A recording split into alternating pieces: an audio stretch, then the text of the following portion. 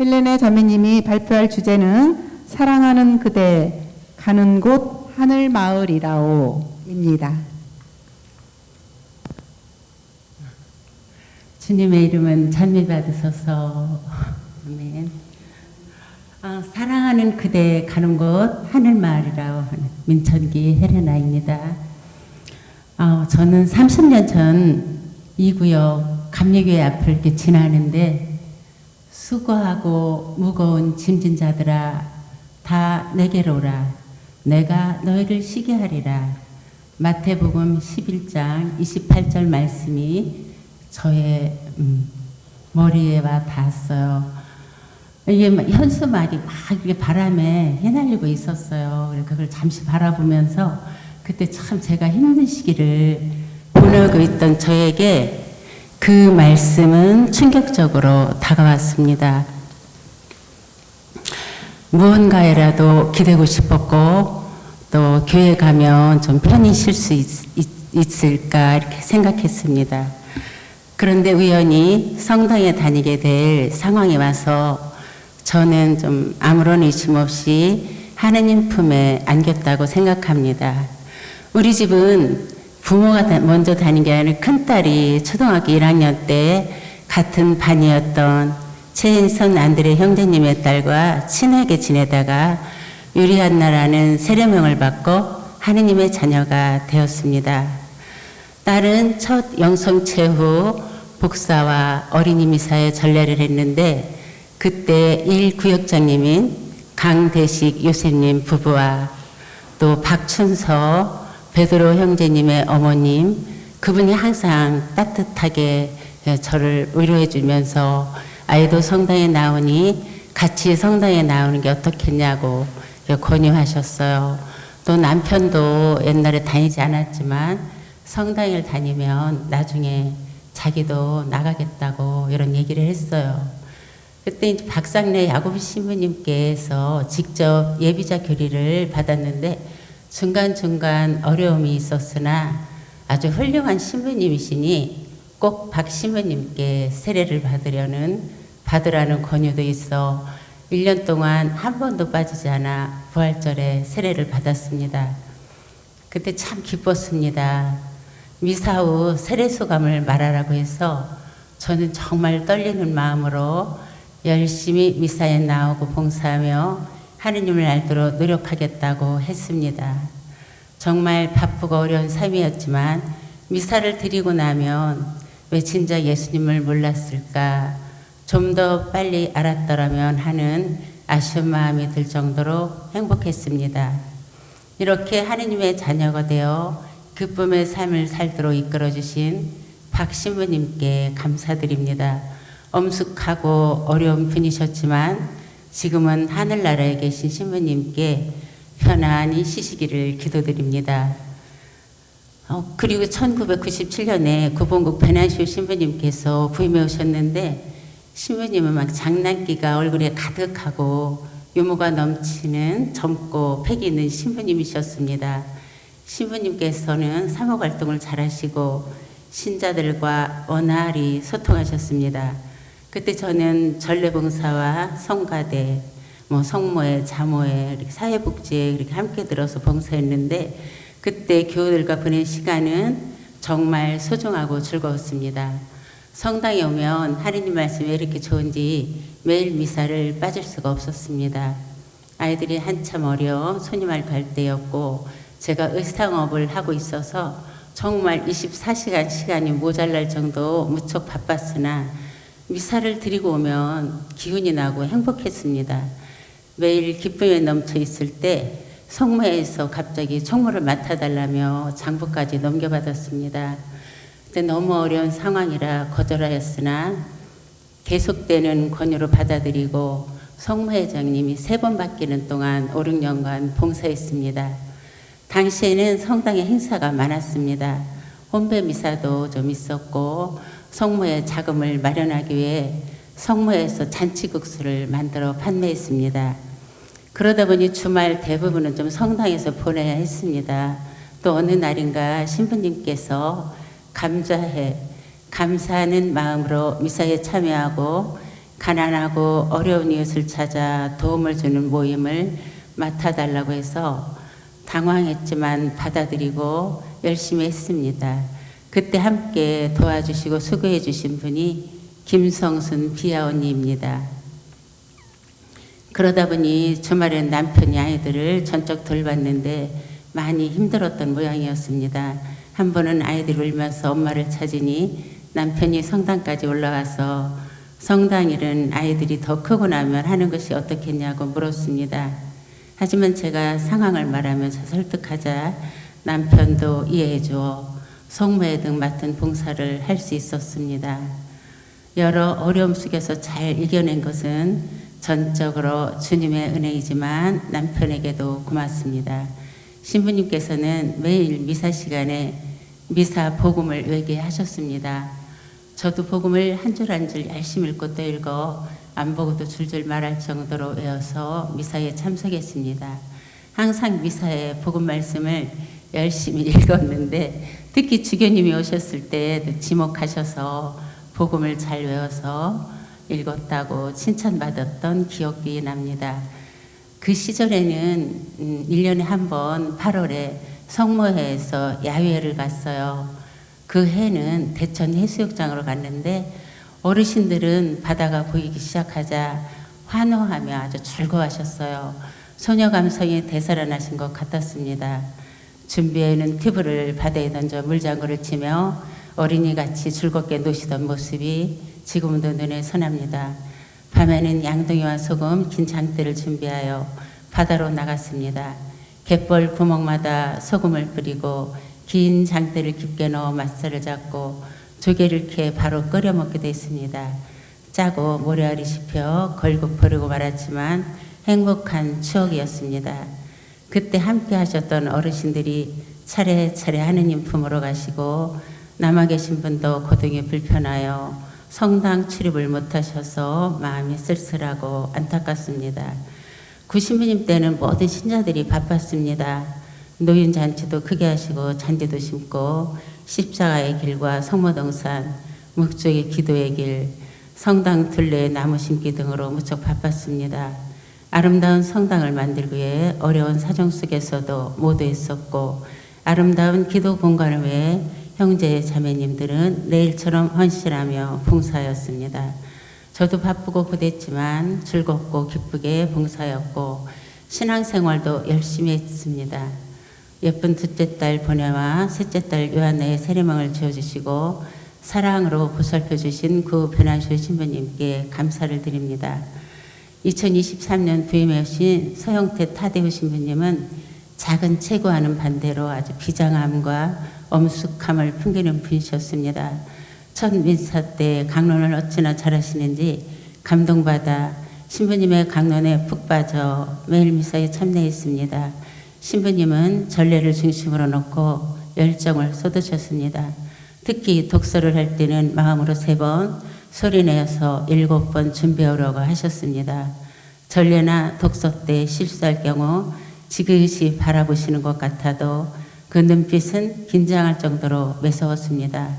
그 덕분에 성경 읽기 노력을 게을리하지 않아 하느님 보시기에 좋은 모습으로 성장할 수 있었고 강론 말씀을 들으면서 저 자신의 신앙 태도를 반성하며 나의 삶을 수시로 되돌아볼 수 있었습니다. 신부님께 아이들 학자금 마련을 위해 취업을 한다고 말씀드렸을 때 하나를 얻으면 하나를 잃는 법이라고 하셨습니다. 신앙생활하면서 가정을 돌보라고 하셨지만 저는 취업을 택했습니다. 돌이켜보니 돈은 얻었으나 아이들의 정서적인 부분은 채워주지 못했던 것 같습니다. 엄격하면서도 따뜻하셨던 신부님의 말씀은 지금까지 저에게 교훈으로 남아 있습니다. 2008년도에 최은 시몬 신부님께서 부임하셨습니다. 신부님께서는 바둑 친구를 구하셔서 저희 남편도 좀 바둑을 두는데 세례받지 않았다고 말씀드렸어요. 그래서 전화를 했더니 같이 하시면 좋겠다고 하셔서 신부님과 남편은 바둑 친구로 만나게 되었고 자연스럽게 바둑을 드신 후 우리 집에서 식사도 자주 하셨습니다. 소탈한 식사였지만 신부님은 언제나 맛있게 드셨습니다. 이렇게 신부님과의 바둑 인연으로 남편도 바오로라는 세례를 받고 하느님의 자녀가 되었습니다.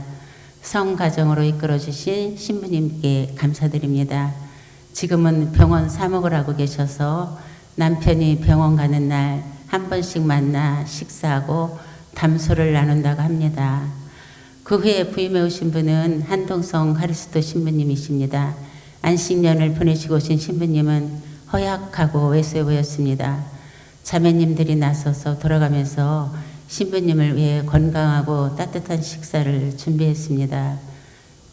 그런데 얼마 후 식복사가 그만두게 되어 모두들 걱정이 컸습니다.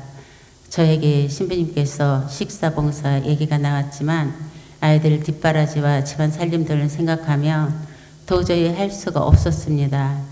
결국 고민하던 중 남편의 적극적인 협조로 식복사를 구할 때까지 제가 맡기로 하였습니다. 그리고 그 바쁜 가운데서도 본당 교우분들의 많은 관심과 격려로 울뜨리아를 다녀왔고 어르신들이 많은 사랑을 주셔서 사랑을 받고 있다는 걸 느껴 좀 행복했습니다. 곧이어서 성전 리모델링과 사제관 재건축이 시작되었고 기금 마련 후에 바자회도 열려 성황리에 끝냈고 남편도 시설분과장으로 열심히 봉사했습니다. 다행히 성탄전에 성전이 완성되어 새 성당에서 성탄전 전야제 연극됐고 성서 퀴즈 맞히기 게임 등 즐거운 시간을 가졌습니다. 그 후에 부임해 오신 윤달수 바로 신부님의 첫 강론은 병원 사목에서 있었던 일들이었습니다. 억지로 의료기술을 동원해 목숨 연명을 하지 말라는 말씀, 병원에 넣은 무교 환자는 그저 멀뚱멀뚱 천장만 바라보고 있는데 천주교 신자는 묵주기도라도 할 수 있으니 좋다는 말씀, 부모님께서 돌아가시기 전 이스라엘 구경시켜드린 이야기, 부모님께 맛있는 음식을 해주셨다는 말씀 등이 인상 깊었습니다. 부모님께 음식을 자주 대접하셔서인지 신부님의 강론은 성경 말씀과 음식을 연결하는 비유가 많았습니다. 신부님께서는 본당 빚을 갚기 위해 노력하시고 누구에게나 차별 없이 평등하셨습니다. 뭐든 하고 싶은 것이 있으면 망설이지 말고 지금 당장 시작하라고 하셨습니다. 시작하지 않으면 아무것도 바뀌지 않지만 시작하면 훗날 발전한 자신의 모습을 볼 수 있을 거라는 말씀은 저에게 제1간 교훈으로 남아 있습니다. 제대 봉사를 한 적이 좀 있었어요. 신부님 제에 관심이 많은데 성당 있게 차려놓은 신부님의 제에 얼룩이 많고 색이 바래 아주 남루해 보였습니다. 몇몇 신자분께 말씀드렸더니 기꺼이 한두 개씩 맡아 총 9개의 제의를 해드릴 수 있었습니다. 이 일은 제가 윤 신부님께 제일 잘해드린 일이었습니다. 신부님께서도 감사의 뜻으로 식사를 직접 준비하셔서 함께 맛있게 먹었습니다. 새로 장만한 제의를 입으시고 미사를 올리시는 모습을 보면서 하느님 보시기에 참 좋았다라는 성경 말씀이 떠올랐습니다. 후에 저는 피로가 쌓였는지 급성 간염이 생겨 피부가 누래지고 눈에는 황달이 생겨 병원에 입원하게 되었습니다. 담낭과 간이 약해져 음식만 보면 속이 울렁거리며 토할 것 같았는데 2주 이상 지나도 차도가 없어 대학병원으로 옮겨 치료받게 되었습니다. 다행히도 40이 정상인데 4,000이 넘던 황달 지수가 점점 떨어져 완쾌는 되었으나 몸이 자주 피곤했고 코로나로 일상이 자유롭지 못해 미사를 빠지게 되면서 1년 넘게 쉬는 시간을 가졌습니다. 그때 갑자기 성가대 단장님의 사정이 생겨 성가대 단장을 부탁받았습니다. 처음에는 자신이 없어 거절했지만 지금은 기쁘게 하고 있습니다. 성가도 감정과 사랑을 드러내는 큰 기도이기에 하느님에 대한 감사의 마음을 담아 부르고 있습니다. 그리고 2023년에 오신 지금 박재준 토마스 신부님의 사목 행보는 정말 놀라웠습니다. 신부님은 자기 자신을 소개하는 편지를 써서 나눠주시고 성사표를 우편으로 보내시는 등 신자 한 명 한 명에 대한 열정이 넘치셨습니다. 신자에게 집중하시며 관심을 기울이셨고 다가가셨습니다. 특히 냉담한 교우들을 찾아다니며 다시 하느님 품으로 돌아올 수 있도록 노력하시는 등 일일이 챙기셨습니다. 도고 성당이 힘들 때 언제든 돌아가 안길 수 있는 포근한 엄마 성당으로 만들기 위해 애쓰시는 노고에 진심으로 감사드립니다. 신부님은 어르신들도 따스한 마음으로 존중하시지만 어린이와 청소년을 특별히 사랑하십니다. 성당에 나오는 어린이와 청소년들이 손에 꼽을 정도였는데 신부님의 노력으로 어린이와 청소년들이 다시 성당으로 모이기 시작했습니다. 성탄절 때 아이들이 촛불을 들고 예수님 성전으로 한 걸음씩 천천히 다가가는 모습은 가슴을 벅차오르게 했습니다. 아이들로 성전이 꽉 찬 감동을 느꼈습니다. 그때 저는 주님 감사합니다. 아멘 하고 몇 번이고 마음속으로 외쳤습니다. 이제는 성당에서 아이들의 목소리를 쉽게 들을 수 있어 성당에 활기가 넘치고 저도 모르게 미소가 떠오릅니다. 우리 본당도 보통의 시골 성당처럼 어르신이 많아 어르신 본당이라고 합니다.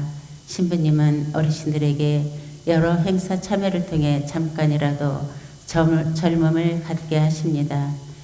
또한 시대의 변화를 따라가도록 아날로그 시대에 살던 저희를 디지털 시대로 이끌어 주십니다.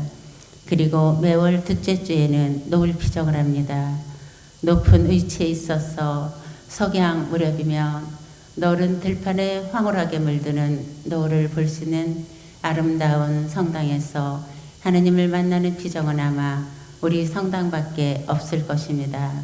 아울러 성모광장 넓은 뜰에서 매월 넷째 주에 이루어지는 오손도손 별빛 캠핑도 본당의 자랑거리입니다. 우리만의 성당이 아닌 모두에게 열려있는 성당이라는 취지에 맞게 매번 많은 사람들이 와서 즐겁게 뛰어놉니다. 작은 시골 성당과 편백나무가 있고 잔디밭이 넓은 성모동산에서 쏟아지는 별빛 아래 모닥불을 피우고 있는 풍경은 정말 멋집니다. 신부님, 앞으로도 우리 평신도들을 많이 사랑해 주세요. 저도 그 사랑 속에서 직장 다니면서 구구역장과 성가대 단장도 맡아하고 각종 집안 살림도 하며 마치 원더우먼처럼 열심히 살고 있습니다. 지난 삶을 돌아보니 살아오면서 제가 가장 어리석었던 것은 모든 것을 너무 힘들게 저 혼자 하려고 했던 것입니다. 제가 의상업을 했는데 다 수작업이었어요. 치수제기, 재단, 재봉, 다림질하기 모두 혼자 했습니다. 그때 야외에 가시는 분, 예식장 가시는 분 모두 의상실에 맞춰 입던 때였습니다. 일이 너무 많아 밤낮 없이 일해야 했는데 어르신들이 물 들어올 때 노 저어라, 돈도 젊을 때 벌어야지, 늙으면 돈도 물도 안 들어온다는 말을 떠올리며 열심히 살았던 것 같습니다. 지금 이렇게 나이를 먹어도 일하면서 돈도 벌 수 있고 그런 삶도 나쁘지는 않은데 그때는 혼자 감당하려고 했던 것이 어리석었구나 싶습니다. 제가 가장 행복했던 것은 세례를 받고 하느님의 자녀가 된 날과 큰아이 임영구씨 합격 날입니다. 큰딸이 임영구씨 시험을 보고 잘 봤다며 시험지를 확인했는데 아주 높은 점수였고 그렇게 1, 2차 합격을 했습니다. 3차 시험을 볼 때는 청와대로 가마가 들어가는 꿈을 꾸었고 합격 소식을 들었습니다. 저는 안 지나서나 꼭 합격하게 해달라고 기도만 많이 했습니다. 큰딸이 전화로 합격 소식을 전했을 때 제가 묵주를 들고 들판을 걷고 있었어요. 그때 제가 나도 모르게 무릎을 꿇고 하느님께 감사의 기도를 드렸습니다. 큰딸은 어릴 적부터 교사가 꿈이었고 청년 취업 문제로 고민이 많은데 이렇게 합격하게 돼서 다행이라고 생각했습니다. 제가 딸을 세 명 키우는데 딸들이 모두 착하고 예쁘게 자라줘 행복합니다. 제가 사랑이 많아서 그런지 딸들을 엄청 예뻐했습니다. 동네에서 저희 별명이 최고 엄마였습니다. 지금도 아이들 생각만 하면 미소가 절로 지어집니다. 그런데 인생을 살면서 좋은 일만 있는 게 아니었어요. 춥고 힘든 일도 있었습니다. 남편이 보일러 국가 자격증이 있어서 설비를 했습니다. 그런데 갑자기 대출까지 받아 양개업을 했는데 1년도 못 가서 못하겠다며 상의도 없이 헐값에 넘겨버렸습니다. 남편이 정말 원망스러웠습니다. 그때가 IMF라서 대출 이자 감당이 안 돼 각종 적금, 보험 모두 해약했습니다. 남편은 운송업을 시작해서 생활비는 벌었지만 오랫동안 어려움을 겪어야 했습니다. 한참 신경 써야 할 큰아이가 초등학교 4학년이었는데 학원 한 번 못 보냈음에도 공부를 잘해줘 잘 자라던 딸에게 감사합니다. 물론 같이 이 고난을 이겨내준 남편 바로에게도 감사합니다. 힘들고 어려웠던 지난 일들도 지금 생각하니 모두 감사함으로 다가옵니다. 앞으로 바라는 건 모두의 바람이지만 저희도 건강입니다. 건강하지 못하면 아무것도 할 수 없다는 것을 경험했기 때문입니다. 미사도 성가도 가족들 식사도 못 차려주고 병실에서 있으려 힘들고 속이 울렁거려 밥도 제대로 못 먹으니 병원 밥상에 나오면 아주 짜증이 났습니다. 간 수치가 떨어지질 않아서 이렇게 죽는가 보다. 하느님은 내 수명은 요만큼 주셨구나. 이렇게 하면 포기하게 됐어요. 제가 어릴 때 초등학교 한 3학년 때 이렇게 줄넘기 놀이 하다가 이렇게 내진탕으로 이렇게 넘어졌었나 봐요. 근데 그때 제가 못 일어나서 사람들이 이렇게 흔들어도 그냥 죽어 있어서 이렇게 햇볕에다 놓고 가만히로 이렇게 덮어놨대요. 그런데 사촌 오빠가 천기 죽었다고 막 달려와서 얘기해가지고 저희 엄마가 막 달려가 봤더니 정말 가만히로 덮어놨더래요. 그래서 이제 어머니가 사촌 오빠한테 업고 병원으로 뛰어서 제가 3일 만에 깨어났어요. 그랬다가 이번에 간 수치가 너무 안 좋고 많이 아팠대. 그때 그런 생각이 들더라고요. 하나님이 다시 주신 생명인데 요만큼 살았으니 감사다. 그렇게 그냥 이렇게 뭐 많이 막 뭐 이렇게 생각이 없어요. 그냥 이렇게 죽는가 보다 이런 생각밖에 그때는 안 들었었어요. 그래서 이제 그때 그렇게 했는데 주변 사람들이 바로 큰 병원에 가보라고 많이 그렇게 했어요. 그래서 이제 순천항으로 이제 옮겨가지고 갔더니 입원해야 된다고 그래서 전 병원 밥이 너무 싫었어요. 그냥 먹고 싶은 거 먹으면서 그냥 살다가 죽어도 죽고 살아도 살겠다 이렇게 했더니 남편도 의사 선생님도 허락을 하셨어요. 그래서 제가 이제 하루에 한 번씩 순천항 대학병원으로 직접 운전하여 치료했습니다. 하느님께서는 아직은 할 일이 많았음을 아셨는지 서서히 간 수치가 정상으로 돌아와 지금은 건강하게 살고 있습니다. 그전에도 건강하게 사는 것이 제일이라고 생각했는데 이 일을 겪고 건강이 정말로 중요하다는 것을 깨달았습니다. 앞으로도 전부 가족 전부 큰 병 없이 건강히 사는 것이 제 소원이고요. 또 하나의 소원이 있다면 예쁜 딸들이 신앙생활 하길 바랍니다. 큰딸과 둘째는 어릴 적부터 복사 전례를 했는데 막내딸은 어릴 적부터 복사도 전례도 안 한다고 하면서 엄마는 왜 우리한테 성당 가라고 하냐고 싫어했어요. 지금은 큰 거부감은 없는데 시간이 안 된다고 하니 안타깝습니다. 그리고 이제 마음이 건강한 천주교 신자 만나서 결혼했으면 좋겠습니다. 예쁜 성가정도 그리고 신앙 안에서 서로 보시되어 아름답게 살길 바랍니다. 물론 저도 하느님의 자녀가 되어 받은 헤아릴 수 없는 은혜를 기억하며 지금의 제가 이 끝까지 이끌어주신 신부님들께 감사하며 하루하루 기도하고 살고 있습니다. 도구성당 소임을 맡아오시는 신부님들께 불러드렸던 성가대 특송 사랑하는 그대에게가 생각납니다. 평신도인 저에게도 마음이 깊이 와닿아 매일매일 성가 가사처럼 살게 해달라고 기도합니다. 두려워 마오 그대여 주저 마오 무너져도 놓지 마오 그대 가는 곳 하늘마을이라오 참 잘 나섰다오. 아울러 우리 도구성당 50주년 희년을 맞아 다시 일어나 생기 넘치는 도구성당이 됐으면 좋겠고 본당 어르신들이 건강하셔서 성당에 오래오래 나오셨으면 좋겠습니다. 아이들과 청년들도 많아졌으면 좋겠고 모두가 행복하고 신앙 속에서 사랑을 많이 나누는 도구 성당 공동체가 되기를 바랍니다. 고맙습니다.